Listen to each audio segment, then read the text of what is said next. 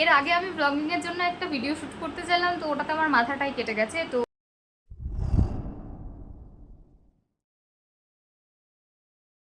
Everyone, আজকে হচ্ছে মঙ্গলবার। আজকের থেকে আমি মোটামুটি ভাবছি একটা মানে প্রতিদিন একটা করে লং ব্লগ দেওয়ার চেষ্টা করব, সারাদিন আমি কী করি না করি। তো আশা করি তোমরা সঙ্গে থাকবে। নতুন বলে প্লিজ এড়িয়ে যেও না, আর ভালো লাগলে প্লিজ একটা সাবস্ক্রাইব করে দিও, যাতে আমি এনকারেজ হই, মোটিভেট হই ভিডিও দিতে। অনেক সময় হয় কি, ভয়েস ওভারের অভাবে হয়তো ভিডিও করা থাকে বাট আপলোড দেওয়া হয় না। তো চেষ্টা করব কি ভয়েস ওভার দিয়েই ভিডিও বানানোর, মানে যখন ভিডিও করব তখনই যেন আমি মুখে কথা বলতে পারি, এতটুকু কনফিডেন্স আমার আছে। বাট সেটা বাড়ির মধ্যে, মানে বাইরে গেলে আমার খুব প্রবলেম হয়। তো চলো, কিছু করার নেই। এই তো ব্যাপারটা হচ্ছে ইনকনফিডেন্সের অভাব। যখন কনফিডেন্স আরও আলট্রাম্যাক্স প্রো লেভেলে চলে যাবে, তখন হয়তো আমার এই কনফিডেন্সটা একদম ঠিক হয়ে যাবে, আর এই তো ব্যাপারটা আসবে না। তো ততদিন আছে, ততদিনই একটুখানি তোমরা ম্যানেজ করে নাও। স্নান করতে যাব, স্নান ধান করে আসি, স্নান ধান করে কি খাওয়া দাওয়া করি, গোপুর পুজো দেবো, তো সবটা তোমাদের সঙ্গে শেয়ার করব। দেখা যাক চলো সারাদিনটা কীভাবে। আজকে যেহেতু ও অনেক সকাল বেরিয়েছিল, তাই ওকে আজকে ম্যাগি করে দিয়েছিলাম, সেটা খেয়েই ও আজকে ডিউটিতে যায়। আর সকাল সকাল বিছানাটা আগে গুছিয়ে নিলাম, কারণ বিছানাটা না গোছালে না ভালো লাগে না। আর বাকি সমস্ত কাজও করে নিয়েছি, সেগুলোর কোনো ক্লিপ নিতে পারিনি। থেকে তো বেলা 1টা বাজে, আর সকাল থেকে আমি এই ব্লগিংয়ের ভিডিওর অ্যাঙ্গেল, মানে ক্যামেরার অ্যাঙ্গেল দেখতে দেখতে আমার অনেকটা সময় অলরেডি নষ্ট হয়ে গেছে না, মানে আমি প্রত্যেকটা ভিডিও থেকে কিছু না কিছু শিখেছি, যে কোন অ্যাঙ্গেলে কীভাবে রাখলে জিনিসটা ভালো হবে। তো এগুলোই আমি শিখছিলাম, আর তার জন্য আমার অনেকটা বেলাও হয়ে গেছে। গপুকে খেতে দেবো অনেক। এখন আমি যাব হচ্ছে স্নান করতে, স্নান ধান করে নিয়ে গপুকে খেতে দেব।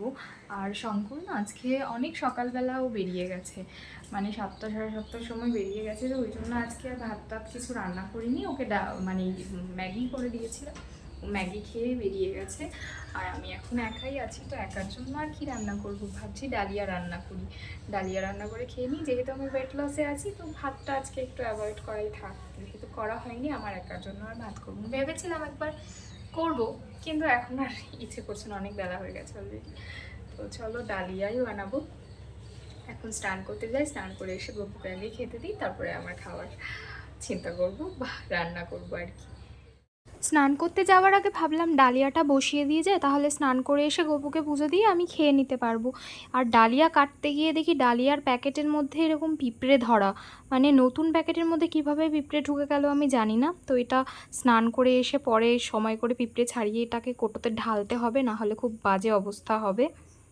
হয়ে গেছে, এবার হচ্ছে গপুকে পুজো দিয়ে নিই, পুজো দিয়ে নিয়ে আমার ওদিকে ডালিয়াটাও চাপিয়ে দিয়ে গেছিলাম, হয়ে গেছে ওটা। ডালিয়া ডিম সিদ্ধ করেছি, তো পুজোটা দিয়ে নিই খেতে বলি। তো এখানে আমি গপুকে একটু স্নান করিয়ে নিই, কেননা আমি স্নান করলাম আর ওকেও একটু স্নান করাতে হবে গরমের মধ্যে, তাই ওকে আমি স্নান করে নিই। ট্যাঙ্কির জল আজকে ঠান্ডাই আছে, অন্যদিন না সকালবেলায় জল তুলে রাখি, যেহেতু বেলা হয়ে গেলে জল গরম হয়ে যায়, তাই সকালবেলায় ঠাকুরের বাসন ধুয়ে জল তুলে রাখি। তো আজকে আর সেটা করতে হয়নি, তার কারণ আজকে যেহেতু অতটাও গরম নেই। ঠান্ডা ঠান্ডা জলে গোপুসোনার স্নান তো আজকে হয়ে গেছে, তাই এখন একটু গাটা মুছিয়ে দিই। আর আমি এই রুমালটা দিয়েই গোপুসোনার গা মোছাই। অন্যদিন না, যেদিন ভীষণ গরম পড়ে সেদিন ওকে জাস্ট একটা প্যান্ট পরিয়েই রেখে দিই, ওপরে আমি কিচ্ছু পরাই না। আর এই হারটা সবসময় ওর গলায় থাকে, এটা না আমি ওকে জন্মদিনে আর কি, মানে জন্মদিন মানে ওই জন্মাষ্টমীতে ওকে গিফট করেছিলাম, মানে ওর জন্য কিনেছিলাম। কেমন হয়েছে জানিও। আর এখানে ওকে আমি জামা আজকে পরাচ্ছি, তার কারণ আজকের ওয়েদারটা একটু ভালো আছে, মানে হালকা ঠান্ডা ওয়েদারই আছে, খুব বেশি গরম নেই, তাই আজকে ওকে জামা পরিয়ে দিচ্ছি, অন্যদিন শুধু প্যান্টই পরাই। তো জামাটা পরানোর পরে আমাদের গোপুসোনাকে কেমন লাগছে তোমরা অবশ্যই বলো। আর আমি না সবসময় আমাদের গোপুসোনা বলতেই বেশি প্রেফার করি, তার কারণ ও সকলের, ও শুধু আমার কখনোই হতে পারে না, ও সকলের ঘরে আছে, ও সবার মধ্যে আছে, আর তাই জন্য ও আমাদের সকলের গোপুসোনা, আর তোমাদেরও কিন্তু গোপুসোনা। তো এই পিঙ্ক কালারের জামাটা পরে আমাদের গোপুসোনাকে কেমন লাগছে জানাতে কিন্তু ভুলো না, অবশ্যই অবশ্যই কমেন্টে জানিও কিন্তু। তো এই যে আমি এবার গোপুসোনাকে খেতে দিয়ে দিয়েছি, বিস্কুট দিয়েছি আজকে দুপুরবেলায়। আর এই যে আমার বাড়ির বাকি ঠাকুর, এখন আমি বাকি ঠাকুর পুজো দিচ্ছি না, কিন্তু গোপুসোনাকে যেহেতু এই সময় না খাইয়ে রাখতে নেই, তাই ওকে শুধু খেতে দিয়েছি। আর এখানেই জামা কাপড়গুলো যাবো এখন ছাদে মেলতে, কিন্তু অনেক জামা বাইরের কাপড় যা ওয়েদার কেচেছি এখানে, দেখছি বেশ একটু মেঘ করেছে, মানে এই মেঘ এই বৃষ্টি এরকম একটা ব্যাপার, কিন্তু মেঘ দেখে তো একটু ভয়ই লাগছে, যে কারণে ভাবছি যে 3 তলার সিঁড়িতেই মেলে দেবো। মানে 3 তলার সিঁড়িতে না আমি একটা দড়ি টাঙিয়ে রেখেছি বৃষ্টি বাদলার সময়, যাতে জামা কাপড় মেলতে পারি। ঘরে তো সবসময় রাখা যায় না, কারণ তার কেমন গন্ধ হয়ে যায় ঘরের মধ্যে। তো ওই জন্য এখন যাচ্ছি 3 তলার দিকে। তো একটা বিষয় কি, মানে এই সিঁড়ি দিয়ে যেতে যেতেই বাইরে দেখছি যে ওয়েদারটা বেশ ভালো হয়ে গেছে, মানে বেশ রোদ ঝলমলে একটা ব্যাপার। একেবারেই মনে হচ্ছিল না, মানে যেটা ব্যালকনিতে মনে হচ্ছিল যে বৃষ্টি আসতে পারে, বাইরে গিয়ে একেবারেই মনে হচ্ছে না। তাই ভাবলাম যে আমি এই জামা কাপড়গুলো ছাদেই মেলে দিলাম, দেখলাম ভালো রোদ্দুর আছে। কিন্তু দুপুরবেলায় কি হয়েছিল, এটা মেলে দিয়ে আমি জাস্ট নিচে এসে দাঁড়িয়ে খেতে বসেছি, মা আমাকে ফোন করেছে, ফোন করে বলছে বাইরে বেশ মেঘ করেছে, বৃষ্টি আসতে পারে, জামা কাপড় থাকলে তুলে নিয়ে। আমার এত বিরক্ত লাগছিল, মানে আমি 2 মিনিটও মেলিনি, অথচ এই অবস্থা। তো কি করব, আর কিছু করার নেই, আমি আর জামা কাপড় তুলতে যাইনি। আমি মানে ধরে নিয়েছিলাম যদি বৃষ্টি আসে বৃষ্টিতে ভিজি, আমার কোনো সমস্যা নেই, মানে ভেজা জামা কাপড় তো ভেজে ভিজুক গা। আর এখানে এই যে দেখালেন, এটা না হিমসাগর আম, মানে আমার বাড়ির পাশের বাড়ির একজনের আম গাছ। আমার বাড়িতে অলরেডি অনেক হিমসাগর আম আছে, আমার ফ্রিজে প্রচুর আম আছে, তবুও আর কি লোকের বাড়িতে আম দেখলে যা হয়। না আমি একদমই চাই না, আমি খুব একটা আম খেতে ভালোবাসি না, কিন্তু আজকে ঘটনাক্রমে দুটো খেতে হয়েছে, তার কারণ প্রচুর আম ফ্রিজে রয়ে গেছে, তো আমগুলো খেতে হবে, না হলে না আমগুলো কালো কালো হয়ে যাচ্ছে।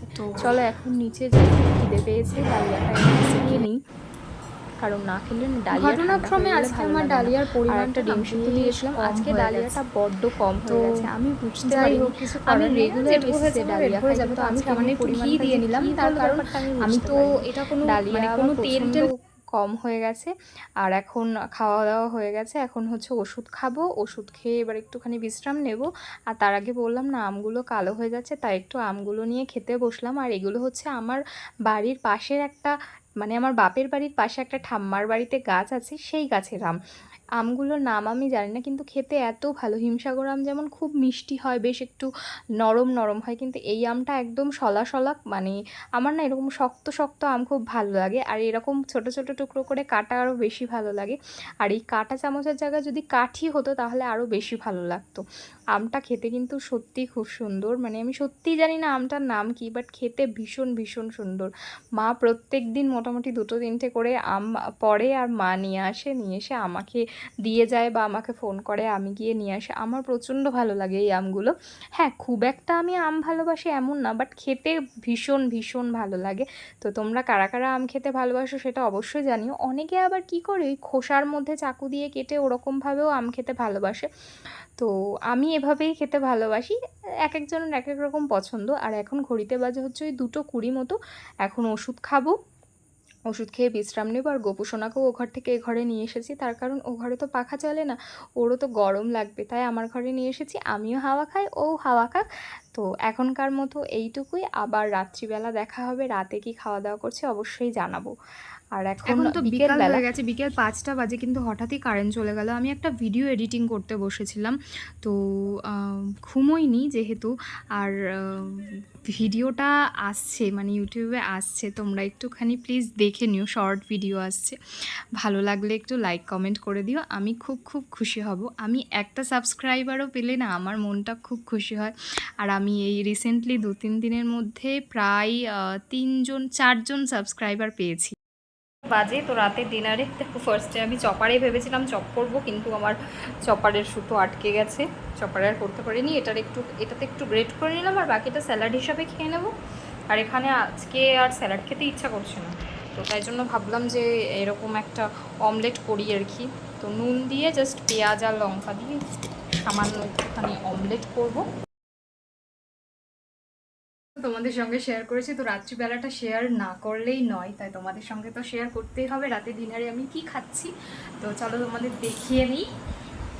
দেখো আমি রাতের ডিনারে খাচ্ছি ওটস অমলেট খাবো ভেবেছিলাম, বাট ওটস নিলে একটু হেভি হয়ে যেত, তাই আমি নর্মাল মানে গাজর মানে গ্রেট করে পেঁয়াজ চপ করে গাজর আর পেঁয়াজ দিয়ে অমলেটটা করেছি, আর সামান্য একটুখানি কেচাপ মিশিয়েছি যাতে একটু টেস্ট হয়।